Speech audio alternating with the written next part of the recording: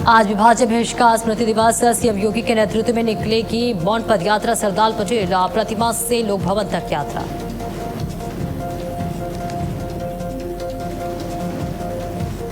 Chamoli tunnel हादसे में 7 मजदूरों की मौत, फंसे 14 लोगों को किया गया रेस्क्यू। टनल में फंसे एक मजदूर की तलाश जारी। टनल में भारी पानी भरने से रेस्क्यू चुनौतीपूर्ण।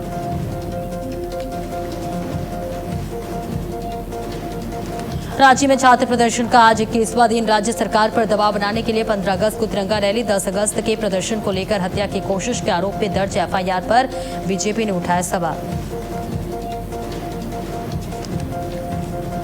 15 अगस्त से पहले दिल्ली और देश के अन्य हिस्सों में हाई अलर्ट, जबरदस्त सुरक्षा इंतजाम। तिरंगे की रोशनी से रंगे इंडिया गेट और राष्ट्रपति भवन। दिल्ली, यूपी और बिहार समेत 15 राज्यों में भारी बारिश का अलर्ट। आईएमडी ने कई राज्यों में तूफानी बारिश की दी चेतावनी। कुछ राज्यों में ओलावृष्टि की भी संभावना।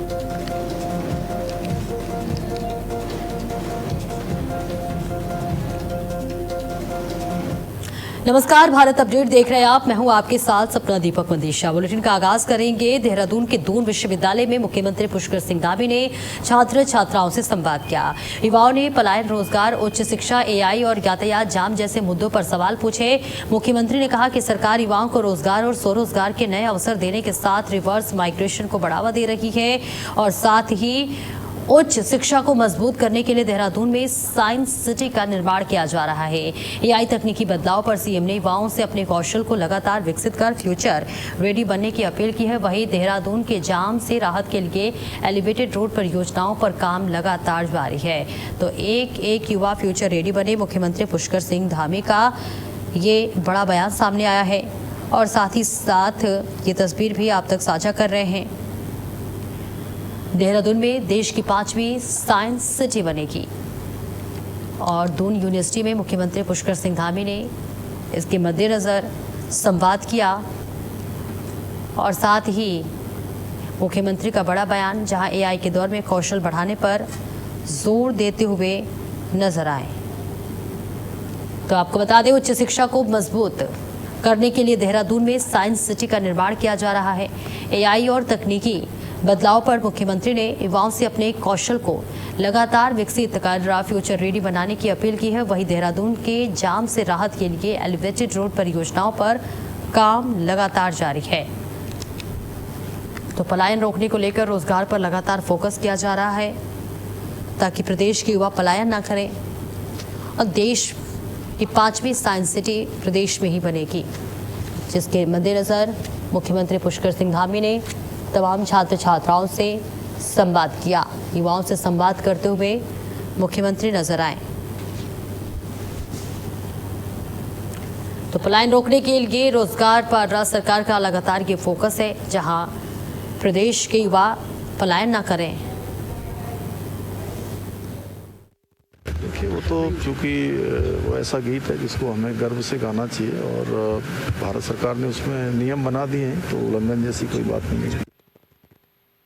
देखिए, वो तो चूँकि वो ऐसा गीत है जिसको हमें गर्व से गाना चाहिए और भारत सरकार ने उसमें नियम बना दिए हैं, तो उल्लंघन जैसी कोई बात नहीं। बिल्कुल सौगात करेंगे। रक्षाबंधन का पर्व बहुत ही हमारे यहाँ का भाई बहन का एक पवित्र पर्व माना जाता है। इस दिन उनके आने जाने के लिए सुविधा हो और वो निःशुल्क सुविधा हो, इसलिए हम अब एक दिन की जगह 2 दिन जो है। और देहरादून के दून विश्वविद्यालय में 2 महत्वपूर्ण पहल की गई है। मुख्यमंत्री पुष्कर सिंह धामी ने बताया कि विश्वविद्यालय के पुस्तकालय भवन का नाम भारत रत्न डॉक्टर भीमराव अंबेडकर के नाम पर रखने का निर्णय लिया गया है और इसके साथ ही बायोलॉजिकल साइंस की कक्षाओं के लिए नए भवन का निर्माण भी किया गया है। मुख्यमंत्री ने कहा कि विश्वविद्यालय में एफएम रेडियो की भी शुरुआत की गई है और इसके माध्यम से विश्वविद्यालय के शिक्षक और विद्यार्थी अपनी बात और विचार आम लोगों तक पहुंचा सकेंगे। तो डॉक्टर अंबेडकर के नाम पर देखिए बायोलॉजिकल साइंस के लिए अब नया भवन बनेगा और दून विश्वविद्यालय में एफएम रेडियो शुरू हो गई है और इसके साथ ही साथ दून विश्वविद्यालय में ये नई पहल की शुरुआत हो गई है। डॉक्टर अंबेडकर के नाम पर पुस्तकालय का नाम रखा जाएगा। बायोलॉजिकल साइंस के लिए नया भवन बनेगा।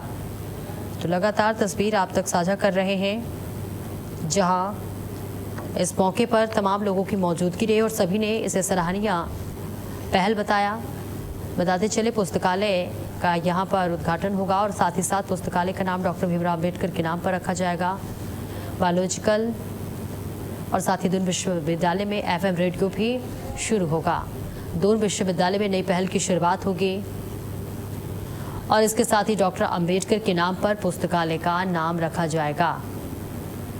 बायोलॉजिकल साइंस के लिए भी नया भवन बनेगा, जो कि इसको सराहनीय पहल बताई जा रही है। 2027 के चुनाव नज़दीक हैं और चुनाव की तैयारियों को लेकर के, क्योंकि आज तिरंगा यात्रा भी था, तो उस अवसर का लाभ उठाते हुए, क्योंकि तिरंगा यात्रा में सम्मिलित होने के लिए सबको आना था, उस अवसर का लाभ उठाते हुए आज हमने भी अपने कार्यकर्ताओं की एक बैठक यहाँ पर आयोजित की है, जिसमें चुनाव की तैयारियों को लेकर के मंथन किया जाएगा और किस तरह से 2027 का चुनाव हम पता करेंगे। और देहरादून में मुख्यमंत्री पुष्कर सिंह धामी ने वंदे मातरम गीत को लेकर बड़ा बयान दिया है। मुख्यमंत्री ने कहा कि वंदे मातरम ऐसा गीत है जिसे हर भारतीय को गर्व के साथ गाना चाहिए। उन्होंने कहा कि भारत सरकार की ओर से इसे लेकर नियम निर्धारित किए गए हैं और सभी कार्यक्रम उन्हीं नियमों के अनुसार आयोजित किए जा रहे हैं। मुख्यमंत्री ने कहा कि वंदे मातरम देश की भावना और राष्ट्रीय गौरव से जुड़ा गीत है। उन्होंने लोगों से इसे सम्मान और गर्व के साथ अपनाने की बात कही है। मुख्यमंत्री का बयान ऐसे समय में आया है जब वंदे मातरम को लेकर चर्चा तेज है।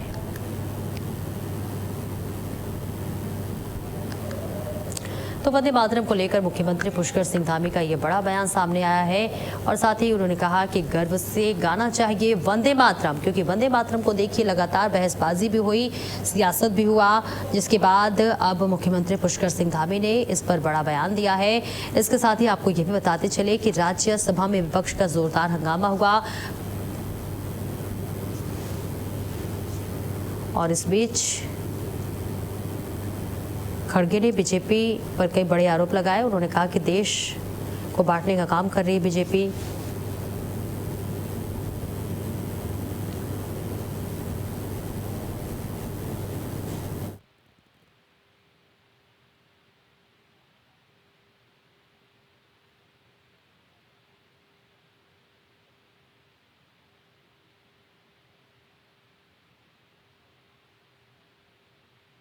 और संसद के मॉनसून सत्र के आखिरी दिन राज्यसभा में पक्ष और सत्ता पक्ष के बीच तीखी बहस देखने को मिली, जहां राज्यसभा की कार्रवाई शुरू होते ही कांग्रेस अध्यक्ष मल्लिकार्जुन खड़गे ने उत्तराखंड के हल्द्वानी में भाषण के बाद हुए तमाम बातों का जिक्र किया। और चलिए आगे बढ़ते हैं। बागेश्वर के गरुड़ में अगस्त क्रांति के अवसर पर भाजपा ने तिरंगा यात्रा निकाली। दर्जा राज्य मंत्री शिवराज सिंह बिष्ट के नेतृत्व में भाजपा कार्यकर्ता और बड़ी संख्या में ग्रामीणों ने हाथों में तिरंगा लेकर भारत माता के जयकारे लगाए। जहां कत्यूर और गोमती घाटी से पहुंचे लोगों ने यात्रा में उत्साह के साथ भाग लिया। हालांकि राष्ट्रभक्ति के इस आयोजन के बीच मीडिया से दूरी चर्चा का विषय बनी रही। बागेश्वर मुख्यालय के बजाय गरुड़ में आयोजन और मुख्यधारा से कि मीडिया से जो है दूरी को लेकर सवाल उठ रहे हैं कि आखिर इतने बड़े आयोजन को मुख्यालय से दूर सीमित दायरे में रखने की जरूरत क्यों पड़ी। तो देखिए कई बड़े सवाल क्या उठते हुए नजर आ रहे हैं। गरुड़ में बीजेपी की ये भव्य तिरंगा यात्रा रैली निकाली गई है और इस बीच तिरंगे के साथ भारत माता के जयकारे गूंजते हुए नजर आए। ये तस्वीर भी आप तक साझा कर रहे हैं, जहां ग्रामीणों ने भी बढ़ चढ़कर हिस्सा लिया। मुख्यालय से दूर आयोजन को लेकर भी सवाल उठ रहे हैं कि आखिर इतने दूर कार्यक्रम का आयोजन क्यों हुआ। और देखिए ये तस्वीर, जहां गरुड़ की तस्वीर दिखा रहे हैं। बीजेपी ने तिरंगा यात्रा निकाली है। तिरंगे के साथ भारत माता के जयकारे गूंजते हुए नजर आए और सभी लोगों ने इसमें देशभक्ति के एक अलग ही संदेश देते हुए नजर आए। देशभक्ति के रंग में रंगा हुआ नजर आया। जहाँ मुख्यालय से दूर आयोजन हुए, लेकिन इस आयोजन को लेकर कई बड़े सवाल उठते हुए नजर आ रहे हैं। तो तिरंगे के साथ भारत माता के जयकारे भी गूंजते हुए नजर आए और जिसकी तस्वीर आपकी टीवी स्क्रीन पर हम साझा कर रहे हैं। मुख्यालय से दूर आयोजन को लेकर यहां कई बड़े सवाल उठते हुए नजर आए कि आखिर इतने दूर कार्यक्रम का आयोजन क्यों करना पड़ा और साथ ही कई बड़े सवाल यहाँ उठते हुए नजर आए। आपको बताते चले बागेश्वर मुख्यालय के बजाय गरुड़ में आयोजन और मुख्यधारा के मीडिया से दूरी को लेकर सवाल उठ रहे हैं कि आखिर इतने बड़े आयोजन को मुख्यालय से दूर रखने की जरूरत क्यों पड़ी। और मसूरी में हर घर तिरंगा अभियान के तहत तिरंगा यात्रा निकाली गई, जहां भव्य तिरंगा यात्रा निकाली गई। नगर पालिका के आह्वान पर आयोजित यात्रा में सामाजिक संस्थाओं, संगठनों, राजनीतिक दलों और बड़ी संख्या में स्थानीय लोगों ने हिस्सा लिया। हाथों में तिरंगा लेकर लोगों ने देशभक्ति के नारे लगाए और शहर को राष्ट्रभक्ति के रंग में रंग दिया। यात्रा टिहरी बस स्टैंड से शुरू होकर गांधी चौक तक पहुंची और स्थानीय नागरिकों की भागीदारी खास रही। नगर पालिका ने स्वतंत्रता दिवस पर हर घर तिरंगा फहराने की अपील की है। पालिका अध्यक्ष मीरा सकलानी ने कहा कि तिरंगा देश की एकता और अखंडता का प्रतीक है। तो टिहरी बस स्टैंड से गांधी चौक तक यह यात्रा निकाली गई और इसके साथ ही हर घर तिरंगा फहराने की अपील की गई। और देखिए तिरंगे के रंग में यहाँ मसूरी रंगती हुई नजर आई, जहाँ मसूरी में भव्य तिरंगा यात्रा निकाली गई। देखिए ये जो तिरंगा रैली है ये हमारे देश की आन बान शान के लिए निकाली जा रही है और हमारे राष्ट्र की एकता, राष्ट्र के गौरव के लिए ये राष्ट्रीय पर्व के रूप में इस तिरंगा यात्रा को देखा जा रहा है। दूसरी बात ये है कि आज जिन स्वतंत्रता सेनानियों ने इस देश को आज़ाद करने के लिए अपनी आहुति दी है, उनके सम्मान में उनकी उस आहुति को याद करने के लिए ये तिरंगा यात्रा का आयोजन किया जा रहा है। और सबसे बड़ी बात कि जो आज की जो हमारी युवा पीढ़ी है उनको ये याद दिलाने के लिए कि हमारे जो शहीद रहे हैं, देश के जो शहीद रहे हैं, उन्होंने किस तरीके से अपने खून पसीना बहा के इस देश को आज़ाद करने में अपनी आहुति दी है, ये हमको नहीं भूलना चाहिए। ये तिरंगा ये देश के गौरव की बात है, ये हमारे देश की अखंडता को और देशभक्ति के रंग में रंगा रुद्रप्रयाग जिला मुख्यालय, जहां हर घर तिरंगा अभियान के तहत भव्य तिरंगा यात्रा निकाली गई। आर्मी कैंट से गुलाब सराय ऐतिहासिक मैदान तक निकली यात्रा में करीब 100 मीटर लंबा तिरंगा आकर्षण का केंद्र रहा।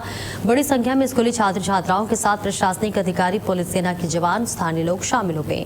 हाथों में तिरंगा लेकर लोगों ने देशभक्ति के नारे लगाए। कैबिनेट मंत्री भरत सिंह चौधरी ने कहा कि यह रुद्रप्रयाग के इतिहास की सबसे बड़ी तिरंगा यात्राओं में से एक रही है। जिलाधिकारी विशाल मिश्रा ने बताया है कि 15 अगस्त तक जिले में हर घर तिरंगा अभियान चलाया जाएगा। तो देशभक्ति के रंग में रंगा हुआ पूरा रुद्रप्रयाग यहाँ पर नजर आया और इसके साथ ही रुद्रप्रयाग में भव्य तिरंगा यात्रा निकाली गई। 100 मीटर लंबे तिरंगे से यहाँ उत्साह बढ़ता हुआ नजर आया और इसके साथ ही सैकड़ों छात्र छात्राओं ने इस यात्रा में हिस्सा लिया। और देखिए प्रधानमंत्री नरेंद्र मोदी के आह्वान के बाद देश भर में अलग अलग कोने कोने से तिरंगा यात्रा निकाली जा रही है। तमाम छात्र छात्राएं इस यात्रा में शामिल हो रहे हैं। पुलिसकर्मी भी अपनी सहभागिता निभाते हुए इस यात्रा में नजर आ रहे हैं। सैकड़ों छात्र छात्राओं ने इस पूरे आयोजन में भाग लिया, जहां एक लंबी तिरंगा यात्रा निकाली गई। और इसके साथ ही मसूरी से बड़ी खबर, जहां देहरादून मार्ग पर मैगी पॉइंट के पास 22 वर्षीय युवक का शव लोडर जीप में मिलने से सनसनी फैल गई। मृतक की पहचान जौनपुर क्षेत्र के टकराना गांव निवासी मनीष के रूप में हुई है। बताया जा रहा है कि मनीष रोजाना तड़के लोडर जीप से सामान लेने देहरादून जाता था। गुरुवार सुबह भी वह घर से निकला था, लेकिन बाद में उसका शव जीप में मिला। युवक गले में प्लास्टिक की रस्सी बंधी होने की बात सामने आई है। पुलिस ने शव को पोस्टमार्टम के लिए भेज दिया है। प्रथम दृष्टया पुलिस आत्महत्या की आशंका जता रही है, लेकिन घटना के हर पहलू की जांच की जा रही है। सीसीटीवी फुटेज खंगाली जा रही है। पोस्टमार्टम रिपोर्ट के बाद मौत की असली वजह साफ होगी। तो आखिर इस युवक की शव कैसे यहां पर मिले, इसकी भी लगातार पुलिस जांच पड़ताल करते हुए नजर आ रही है। मैगी पॉइंट पर युवक की मौत से सनसनी फैल गई है, जिसके बाद कई बड़े सवाल उठते हुए नजर आ रहे हैं। पुलिस इस पूरे मामले में अब जांच पड़ताल करते हुए नजर आ रही है। देखिए तस्वीर आप तक साझा कर रहे हैं। मैगी पॉइंट पर एक युवक के शव मिलने से सनसनी फैल गई है।